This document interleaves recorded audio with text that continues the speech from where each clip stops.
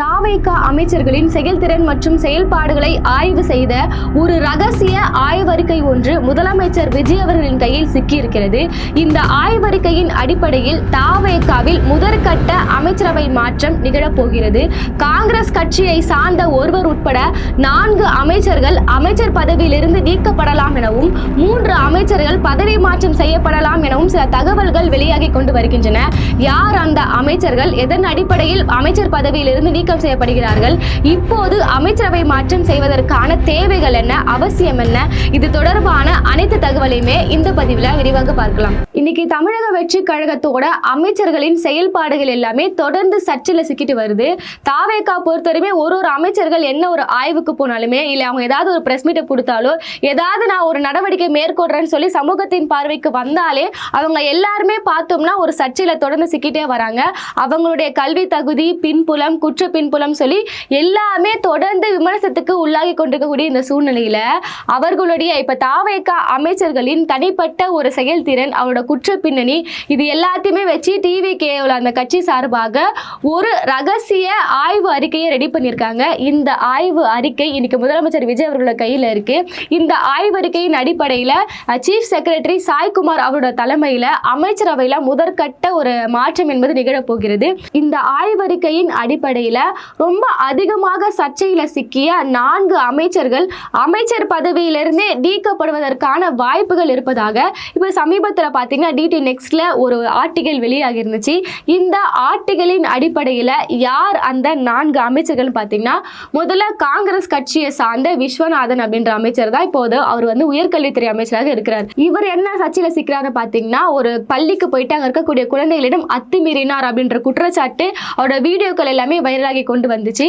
இதுதான் இப்படிதான் ஒரு உயர்கல்வித்துறை அமைச்சர் வந்து பிஹேவ் பண்ணுவாரா அப்படின்ற கேள்விகளும் தொடர்ந்து வர ஆரம்பிச்சது.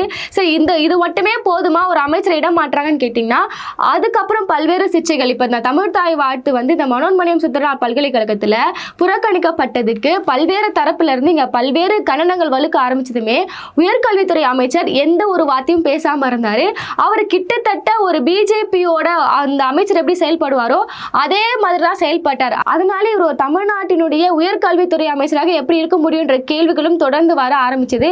அதனால விஸ்வநாதன் அவர்களை உயர்கல்வித்துறை அமைச்சர்ல இருந்து வேறு ஒரு துறைக்கு மாற்றுவாங்க. அதெல்லாம் தாண்டி அவரை அமைச்சரவை பதவியிலிருந்து நீக்கம் செய்யலாம் அப்படின்ற முடிவுக்கு இன்னைக்கு தாவேகா அரசு வந்திருக்காங்க.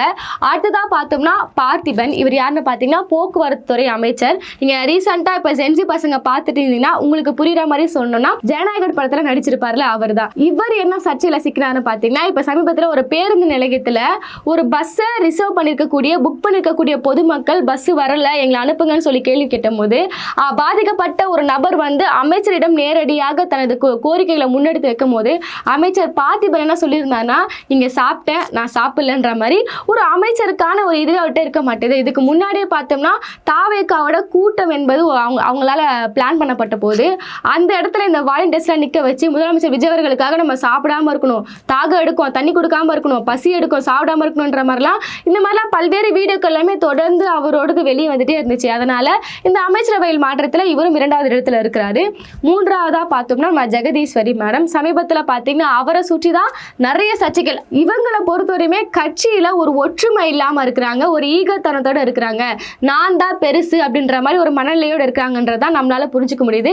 இதுக்கு முன்னாடியே பார்த்தோம்னா ஒரு மேடையில அமைச்சர் கீர்த்தனா அவர்களும் இவங்களும் ஒரே மேடையில இருக்கிறாங்க. அந்த சமயத்துல பேனர்ல கீர்த்தனா அவர்கள் பேர் கீழே என்ன போட்டிருக்கீங்களேன்னு சொல்லி ஒரு மேடையிலேயே ஒரு பொது மேடையிலேயே ஈகோ சண்டை என்பது நடந்துச்சு. இது மட்டுமா, இதுக்கு அப்புறமா பார்த்தீங்கன்னா தனது கட்சியை சார்ந்த ஒரு ஒன்றிய செயலாளரை ஏதோ லட்டு கொடுத்துட்டாங்கன்னு சொல்லி என்ன மீறி நீ அதெல்லாம் அப்படி செய்வ, இதை மீறினீங்கன்னா உங்களோட ஆடைகளை கவிர்த்து நான் உங்களை அடி பண்ற மாதிரி ஒரு மோசமான ஒரு ஆடியோ என்பது வெளியாகுச்சு. அப்போ வெளியான அந்த ஒரு ஆடியோ என்பது இது இப்படிலாம் ஒரு அமைச்சர் பேசுவாங்களான்னு சொல்லி பல்வேறு சர்ச்சை கிளப்ப ஆரம்பிச்சது. அதனால இவங்களும் 3வது லிஸ்ட்ல இருக்கிறாங்க. 4வதா பார்த்தோம்னா நம்மளோட பவுடர் அமைச்சர் சரத்குமார். பவுடர்னா மாத்திரையை வந்து நசுக்கி இந்த ஸ்டேடியம்ல இருந்து ஒரு புதுவிதமான ஒரு டெக்னிக்கை அமல்படுத்தினார்ல தமிழகத்திலே, இவரும் வந்து இந்த லிஸ்ட்ல இருக்கிறார். இனி வரையுமே தாவேகா சார்பாக அவர் வந்து மாத்திரையை தான் நசுக்கி போட்டார்னு சொல்லி இங்க இருக்கக்கூடிய தாவேகா தொண்டர்கள் முட்டு கொடுத்தாலுமே தாவேகாவோட அமைச்சர்கள் இல்ல தாவேகாவோட நிர்வாகிகள் யாருமே எதுவுமே பேசாம இருக்காங்க. அப்ப அவங்களுக்கே தெரியும் அது மாத்திரையா இல்ல எல்லாம் குழந்தைக்கு கொடுத்த ஒரு விஷயமா இல்ல பவுடர்ன்ற மாதிரி அவங்களுக்கு தெரியும். அப்போ அவர் மேல எந்த ஒரு குற்றமும் இல்ல, உண்மையாவே ஒரு பாராசிஸ்டமால தான் நசுக்குனார்னா இப்போ அவரை எதற்காக நீங்க இந்த அமைச்சரவை பதவியிலேருந்து நீட்டிக்கிறீங்க? இவர் யாருன்னு பார்த்தீங்கன்னா சரத்குமாரை பொறுத்தவரையுமே அவர் மனிதவள மேம்பாட்டுத்துறை அமைச்சர். அதனால இப்போ அவர் பதவி மாற்றம் செய்ய போறாங்க. அமைச்சர் பதவியிலிருந்து நீக்க போறாங்க. சரி, இந்த 4 பேர் வெளியே போயிட்டாங்க.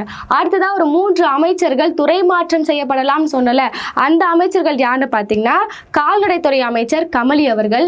இவங்க பெரும்பாலும் சர்ச்சைகளை சிக்கல. ஏன்னா இவங்களை வந்து ஆரம்ப காலகட்டத்தில் எல்லாருமே புகழ்ந்து தான் பேசிட்டு இருந்தாங்க. இளம் வயதுல வந்த ஒரு தலித் சமுதாயத்தை சேர்ந்த ஒரு அமைச்சர்னு சொல்லி புகழ்ந்து கொண்டிருந்தாங்க. இவங்க எப்போ அடுத்ததா சர்ச்சையில சிக்கினாங்கன்னா, எம்எல்ஏ அலுவலகத்தை திறக்கும் போது தனது வீட்டில் இருக்கவங்க எல்லாம் கொண்டு வந்து ஒரு எம்எல்ஏ ஆஃபீஸில் ஒரு பூஜை போட்டாங்கன்னு சொல்லி அவங்க மேலும் சில சர்ச்சைகளான வீடியோக்கள்லாம் இருக்கு. ஸோ இவங்களை தொடர்ந்து சர்ச்சையோட ராணின்னு இவங்களை சொல்லலாம். யாருன்னா நம்ம அமைச்சர் கீர்த்தனா அவர்கள், தொழில்துறை அமைச்சர். இதை தாண்டி என்ன சொல்லலாம்னா அவங்க ஒரு ரீல்ஸ் அமைச்சர்னே சொல்லலாம். இவங்களை சுற்றி நிறைய சர்ச்சைகள் தொடர்ந்து பார்த்தீங்கன்னா, இந்த ரீல்ஸ் போட்டு அந்த முதலீடுகளை ஈர்க்கிறது, பள்ளிக்குள்ளே போயிட்டு அத்துமீறி ரீல்ஸ் எடுக்கிறது, இது தொடர்பான பல்வேறு குற்றச்சாட்டுகள் இவங்க மீது இருக்கு. அதனால இவங்களை வேறு துறைக்கு மாற்றலாம். இப்போ ஜெகதீஸ்வரி அவர்களை பார்த்தோம்னா அவங்க ஒரு அமைச்சர் அப்படின்ற இலக்கணத்தை தாண்டி ஒரு ரவுடிசம், அதாவது குற்ற பின்னணி கொண்ட நபர்களோட அவங்க வந்து தொடர்பில் இருக்கிறாங்கன்ற மாதிரிலாம் அவங்களே இப்போ தாவேக்காவை சார்ந்த உயர்மட்ட குழுவினர் டிடி நெக்ஸ்ட்க்கு தெரிவிச்சிருக்கிறாங்க. ஆனால் கீர்த்தனா அவர்களை பொறுத்தவரையுமே அவங்களுடைய சர்ச்சைக்குரிய நடவடிக்கை அதன் ஒரு காரணமாக தான் அவங்கள தொழில்துறை அமைச்சர்ல இருந்து மாற்றலாம் அப்படின்ற ஒரு பேச்சுவார்த்தைக்கு இவங்க வந்திருக்காங்க. அடுத்ததான் பார்த்தோம்னா காங்கிரஸ் கட்சியை சார்ந்த ராஜேஷ்குமார், இப்போ இவர் சுற்றுலாத்துறை அமைச்சராக இருக்கிறாரு. இவரை இந்த அமைச்சர் பதவியிலேருந்து நீக்கிட்டு வேறு ஒரு முக்கியமான துறைக்கு மாற்றலாம் அப்படின்ற ஒரு பேச்சுவார்த்தைகள் இங்கே போயிட்டு இருக்கு. இப்போ என்ன கேள்வின்னு பார்த்தீங்கன்னா, உயர்கல்வித்துறை அமைச்சர் விஸ்வநாதனை வந்து இவங்க அமைச்சரவை பதவியிலிருந்து நீக்க போறாங்க. அப்போ இங்க இருக்கக்கூடிய ராஜேஷ்குமார் மொத்தம் காங்கிரஸை பொறுத்தவரையுமே 5 எம்எல்ஏக்களோட அவங்க தாவேக அரசுக்கு ஆதரவு கொடுத்திருந்தாங்க. அதுல 2 எம்எல்ஏக்களோட அவங்க என்ன பண்ணிட்டாங்கன்னா அமைச்சரவை பதவி வாங்கியிருந்தாங்க. ஒன்னு என்ன பார்த்தீங்கன்னா அமைச்சர் விஸ்வநாதன் அவர்கள் உயர்கல்வித்துறை அமைச்சராக இருக்கிறாரு. அடுத்ததான் ராஜேஷ்குமார் அவர்கள் இப்போ அவர் வந்து சுற்றுலாத்துறை அமைச்சராக இருக்கிறாரு. இப்போ விஸ்வநாதன் அவர்களை தூக்கிட்டு ராஜேஷ்குமார் அவர்களுக்கு முக்கியமான வேறு ஒரு துறை கொடுக்கப்படலான்னு பார்த்தீங்கன்னா, அப்ப அது அந்த முக்கியமான துறை என்னவா இருக்கும்னா, அதாவது விஸ்வநாதன் அவர்களை தூக்கிட்டு அந்த இடத்துக்கு ராஜேஷ்குமார் அவர்கள் ரீப்ளேஸ் ஆக போறான்றதான் அடுத்த கட்ட கேள்விகள். இது எல்லாமே வந்து தாவேக அரசு சார்பாக உறுதிப்படுத்தப்பட்ட தகவல்கள் இல்லை என்றாலுமே இது தாவேகாவோட செய்தி வட்டாரங்கள் வழியாக வெளியே வந்திருக்கக்கூடிய தகவல் தான். இப்படி 4 அமைச்சர்கள் வந்து பதவி நீக்கம் செய்யப்படுகிற போகிறார்கள், 3 அமைச்சர்கள் துறை மாற்றப்பட போகிறார்கள். இப்போ அடுத்த கட்ட கேள்வி என்னவாக இருக்குன்னா, இப்ப தாவேகால இருக்கக்கூடிய அமைச்சர்கள் இடமாற்றம் செய்யப்பட போகிறார்கள், சில அமைச்சர்கள் பதவி விலக்கம் செய்யப்பட போகிறார்கள் என்றா அந்த இடத்துக்கு அவங்களுக்கு பதிலாக யார் வர போறாங்க? இதுதான் அடுத்த கட்ட ஒரு கேள்வியே.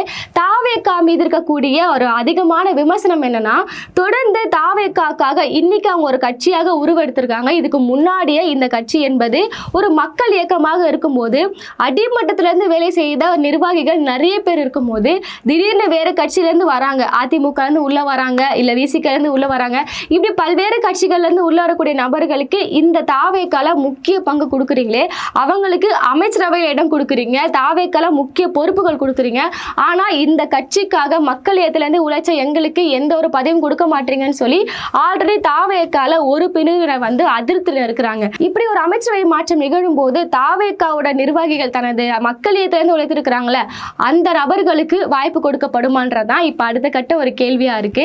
இதே கேள்விகளை கேட்டுதான் மக்கள் இயக்கத்திலிருந்து வந்திருக்கக்கூடிய நபர்களும் அமைச்சர் புஷி ஆனந்த் அவர்களை தொடர்பு கொண்டு எங்களுக்கு இந்த அமைச்சரவை மாற்றம் என்பது நிகழப்பட்டா எங்களுக்கு வாய்ப்பு கொடுக்க வேண்டும் சொல்லி இவங்க ஒரு கோரிக்கையை முன்னெடுத்து வைக்கிறாங்க.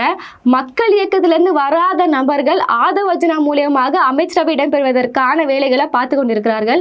இப்படி கட்சிக்குள்ளேயே பல்வேறு பிரச்சனைகள் பெருக்கக்கூடிய இந்த சூழ்நிலையில அதிமுக இருந்து சில எம்எல்ஏக்கள் பதவியை ராஜினாமா பண்ணிட்டு தாவேகாக்கு வந்திருக்காங்களே, அவர்களுடைய நிலை என்பது என்னவா இருக்க போகுது? இப்போ ஆல்ரெடி பார்த்தோம்னா அமைச்சர் இடமாற்றம் செஞ்சுட்டாங்க. தாவேகா கட்சிக்குள்ளேயே இப்போ ஒரு உட்கட்சி பூசல் வர ஆரம்பிச்சிருக்கு. அதுதான் இவங்க போயிட்டாங்கல்ல, இப்போவாது எங்களுக்கு வாய்ப்பு கொடுங்கன்ற மாதிரி அவங்களும் போட்டிக்கு வந்துருவாங்க.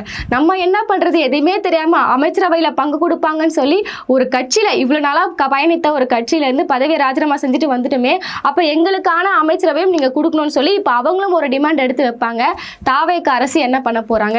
இப்படி அதிமுக இருந்து உள்ள வரக்கூடிய என்னென்ன எம்எல்ஏக்களுக்கு உள்ள அமைச்சரவையில இடம் பங்குன்னு பாத்தீங்கன்னா, இப்போ நான் சொன்ன இந்த 4ம் 3ம் பாத்தீங்கன்னா முதற்கட்ட அமைச்சரவை மாற்றம். அதாவது இப்ப பட்ஜெட் கூட்டத்தொடர் நடக்குதுல, இதுக்கு முன்னாடி இந்த செப்டம்பர் மாசங்க அப்புறமா இந்த நடவடிக்கையில அவங்க மேற்கொள்ள வாய்ப்பு. அடுத்ததா பார்த்தோம்னா 2ஆம் கட்ட அமைச்சரவை மாற்றம் ஒன்று கொண்டு வருவாங்க.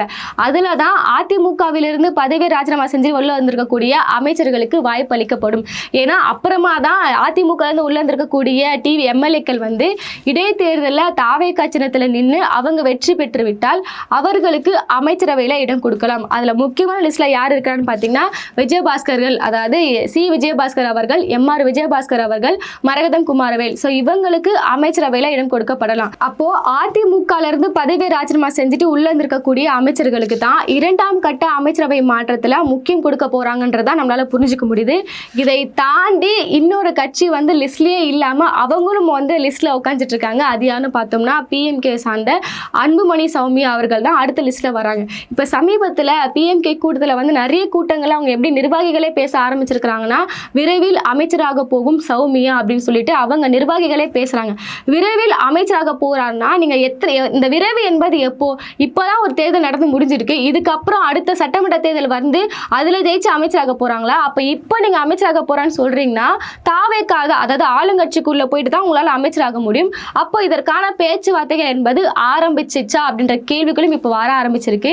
இப்படி அதிமுகல இருந்து, பிஎம்கேல இருந்து, காங்கிரஸ்ல இருந்து இங்க இருக்கக்கூடிய எம்எல்ஏக்கள் அவங்களே வந்து அமைச்சரவைக்குள்ள சஃபில் பண்ணக்கூடிய பிரச்சனைகளே போயிருக்கக்கூடிய இந்த சூழ்நிலையில இன்னொரு பிரச்சனை விஜய் அவர்களுக்கு என்னன்னு பார்த்தீங்கன்னா, தனது சொந்த கட்சியை சார்ந்த எம்எல்ஏக்களும் அமைச்சரவை பதவிக்கு இப்போ அவங்க கேள்வி கேட்க ஆரம்பிச்சிருக்காங்க.